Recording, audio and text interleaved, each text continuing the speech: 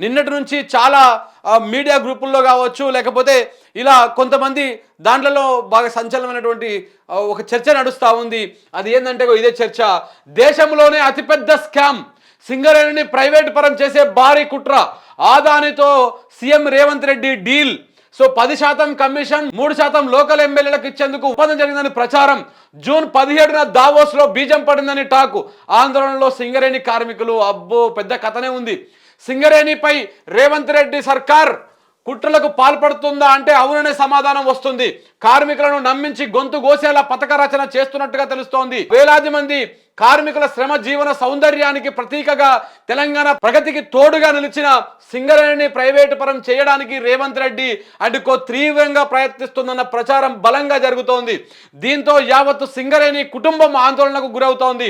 అంతేకాదు 100 ఏళ్లకు సరిపడా నిల్వలతో నాణ్యమైనటువంటి బొగ్గును సరఫరా చేస్తున్న సింగరేణిని కాదని బయట నుంచి బొగ్గు కొనుగోలు చేయడానికి ఆదానితో రేవంత్ రెడ్డి చేతులు కలిపారని సమాచారం. ఒకసారి ఈ వార్త మొత్తం మీకు చదివిన తర్వాత వివరిస్తా. ఈ ఏడాది జనవరి 17న తొలి అడుగు పడిందని తెలుస్తోంది.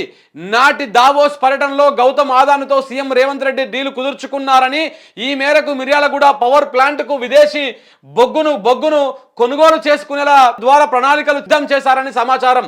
సింగరేణిలో టన్నుకు 4,000 మాత్రమే ఉండగా విదేశాల నుంచి బొగ్గు సరఫరా చేసుకుంటే టన్నుకు 25,000 కట్టాల్సి వస్తుంది.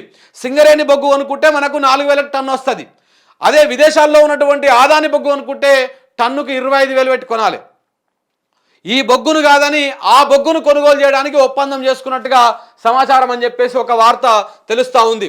దీనికి గాను రేవంత్ రెడ్డికి 10% కమిషన్ కాగా, మంత్రి బడా కాంట్రాక్టర్కు కథ చూడట ఉంది. బడా కాంట్రాక్టర్ శ్రీనివాస్ రెడ్డికి లోకల్ ఎమ్మెల్యే గడ్డం వివేకానంద ఆయన సోదరుడు గడ్డం వినోదులకు 3% ఇచ్చేలా ఒప్పందం జరిగిందని ప్రచారం జరుగుతోంది.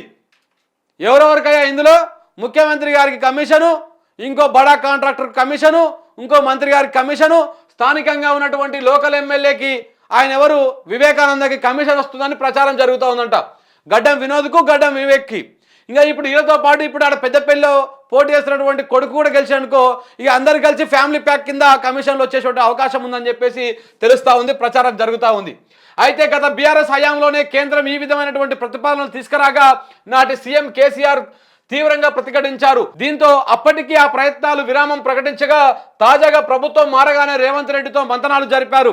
దీనిలో భాగంగానే దావోస్లో చర్చలు అనంతరం రాష్ట్రానికి ఆదాని తనయుడు రావడం చకచకా జరిగిపోయాయని అంటున్నారు. బయటకు రాష్ట్రానికి పెట్టుబడులు అంటూనే గుట్టు చప్పుడు కాకుండా లోలోన జరగాల్సిందంతా జరిగిపోయిందని ప్రచారం జరుగుతోంది. అంతేకాకుండా సింగరేణి గనులను ప్రైవేటు వాళ్ళ చేతుల్లో పెట్టడానికి మెల్లగా ప్రయత్నాలు ముమ్మరం చేస్తున్నట్టు తెలుస్తోంది. ఆదాని చేతుల్లో పెట్టేలా ప్రణాళికలు కూడా రెడీ అయినట్టు జోరుగా ప్రచారం కూడా జరుగుతోంది. దీనికి పార్లమెంట్ ఎన్నికల తర్వాత ముహూర్తం ఫిక్స్ చేశారని, జూన్ 15లోగా సింగరేణిని ప్రైవేటు పరం చేస్తారని కూడా అంటున్నారు. ఒకవేళ ఇదే జరిగితే దేశ చరిత్రలోనే అతిపెద్ద స్కామ్ ఇది కానుంది. తాజా ప్రచారంతో సింగరేణి వ్యాప్తంగా తీవ్ర చర్చ జరుగుతోంది. కార్మిక లోకంలో ఆందోళన నెలకొంది. కాంగ్రెస్ ప్రభుత్వం పైన తీవ్ర ఆగ్రహం కూడా వ్యక్తం చేస్తూ ఉన్నారు. ఎంత దొంగలు తయారయ్యారో నాయన మీరు, అసలు నాకు అర్థం కాదు.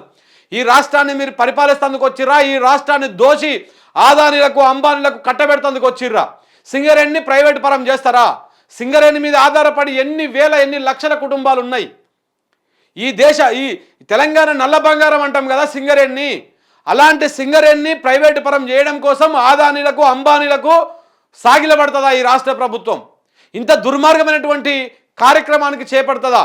మరి దీనికి ఒత్తాసు పలుకుతూ స్థానిక ఎమ్మెల్యేలు, ఈ గడ్డం ఫ్యామిలీలో అన్నదమ్ముళ్ళు ఇద్దరు వివేకు, వినోదు, వీళ్ళతో పాటు ఒక మంత్రి, ముఖ్యమంత్రి గారు ఇలా కమిషన్లు ఇవన్నీ చెప్పేసి ప్రచారం జరుగుతూ ఉంది. దీంట్లో వాస్తవం ఎంత, అవాస్తవం ఎంత ప్రజలకు తేల్చి చెప్పాల్సినటువంటి అవసరం కూడా ఉన్నది. ఇంత దొంగల లెక్క ఇలా ఈ విధంగా సింగరేణిని మొత్తానికి దోషిపెట్టి వాళ్లకు అప్పచెప్పేటువంటి ప్రయత్నాలు చేస్తున్నట్టుగా తెలుస్తూ ఉంది. మరి లేకపోతే ఆదానితోటి మీరు చేసుకున్నటువంటి ఒప్పందాలు ఏంటివి? మీరు దావోసు పోయినప్పుడు ఆదానికి మీకు జరిగినటువంటి ఒప్పందాలు ఏంటివో బహిర్గతం చేయాలి. ఒకవేళ మిర్యాలగూడ దగ్గర మీరు పవర్ ప్లాంట్లకు కనుక మీరు బొగ్గు కొనుగోలు చేస్తే ఆ బొగ్గు ఎక్కడి నుంచి కొనుగోలు చేస్తున్నారో కూడా బహిర్గతం చేయాలి. జూన్ 15 తర్వాత మేము ఎట్టి పరిస్థితుల్లో సింగరేణిని ప్రైవేటీకరణ చేయబోమన్నటువంటి ప్రకటన కూడా చేయాలి. కానీ వీళ్ళ వాలకం చూస్తూ ఉంటే, ఈ కాంగ్రెస్ నాయకుల వాలకం చూస్తూ ఉంటే ఇక్కడ రాష్ట్రంలో కాంగ్రెస్ బీజేపీ రెండు ఒకటే అయినటువంటి విధంగా బీజేపీకి దోస్తైనటువంటి, బీజేపీకి అన్ని విధాలుగా సహకరిస్తున్నటువంటి ఆదానికి ఇక్కడ రాష్ట్రాన్ని, రాష్ట్రంలో ఉన్నటువంటి నల్ల బంగారమైనటువంటి సింగరేణిని కట్టబెట్టేటువంటి ప్రయత్నాలు జరుగుతూ ఉన్నాయి. దీంట్లో ప్రధాన భూమిక పోషిస్తున్నటువంటి స్థానిక ఎమ్మెల్యేలు ఏదైతే పెద్దపల్లి పార్లమెంట్ పరిధిలో ఉన్నారో ఆ స్థానిక ఎమ్మెల్యేలు వీళ్ళందరూ కూడా ప్రధాన పాత్ర పోషిస్తున్నట్టుగా తెలుస్తూ ఉంది. సో కాబట్టి తెలంగాణ ప్రజలారా గుర్తుపెట్టుకోండి, ఈ దొంగలను ఆదిలోనే తుంచేయాలి, ఈ దుర్మార్గాలను ఆదిలోనే తుంచేయాలి. పెద్దపల్లిలో ఇదే కాంగ్రెస్కు బుద్ధి చెప్తే దిబ్బ తిరిగి వాడికి సింగరేణిలో బొగ్గు కనపడాలి.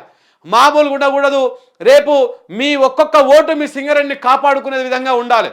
సింగరేణిలో మీ కార్మిక జెండా ఎగరాలంటే, మీ తిరుగుబాటు జెండా ఎగరాలంటే ఆడ కాంగ్రెస్ పార్టీని ఓడించాలి. పెద్దపల్లిలో కాంగ్రెస్ పార్టీని ఓడిస్తేనే మన సింగరేణి మనం కాపాడుకునే వాళ్ళం అవుతాం. లేకపోతే ఈ దొంగలు రాష్ట్రం మొత్తాన్ని ఆదానికి అప్పయ్యేటువంటి ప్రయత్నాలు చేస్తున్నట్టుగా అర్థమవుతా ఉంది చూస్తూ ఉంటే. ఇంత దుర్మార్గమా? ఇప్పటికే అసలు ఇదే కాంగ్రెస్ పుణ్యం. ఈ సింగరేణి అనేది తెలంగాణ సంపద. ఈ తెలంగాణ సంపదని దాంట్లో జాతీయ స్థాయిలో చేసి దాన్ని మొత్తానికి కేంద్రం వాటా, రాష్ట్రం వాటా అని చెప్పేసి దోసుకొని పోయిందే ఇదే కాంగ్రెస్ అన్నాసులు. ఇప్పుడు మళ్ళా ఉన్నదాన్ని కూడా ప్రైవేట్ చేసేందుకు కూడా ప్రయత్నాలు మొదలు పెడతా ఉన్నారు. దీన్ని మనం ఆదిలోనే అది చేయాలి, లేకపోతే సింగరేణి కుటుంబాలు మొత్తం రోడ్డున పడతాయి. అప్పుడు ప్రైవేట్ ఓన్ చేతిలోకి పోతే వాడు మిషనరీని ఎక్కువ వాడతాడు, ఉద్యోగాలు మొత్తం కట్ చేస్తాడు. మొత్తానికి 100 మంది పనిచేసే కాడ 3-4తో పని చేయించుకొని అందరి పొట్టగొట్టేటువంటి ప్రయత్నం జరుగుతుంది.